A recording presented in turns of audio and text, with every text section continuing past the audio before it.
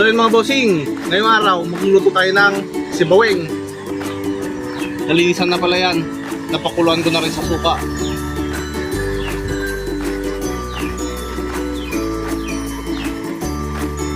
Hintayin lang natin uminit yung kawali. Lagay na tayo mantika. Damihan natin.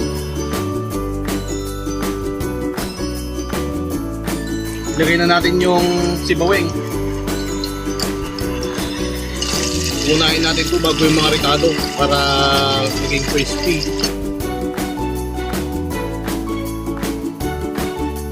Lagyan na natin yung mga ricado. Naglagay pala ako ng daon ng saging kasi mahangin. Lagay na pala natin to. Tinunaw ko na magic at saka asin.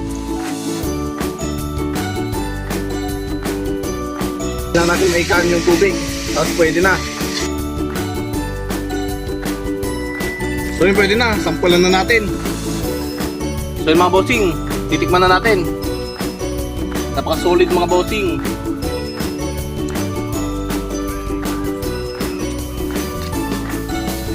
Unang subo para sa inyo mga bossing. Diba?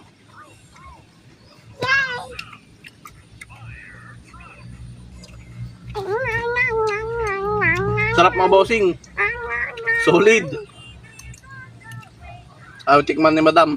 Natatakot siya. Isa pa. Nagnanam. Sige. So yung mga bossing, quality! Hanggang doon na lang mga bossing.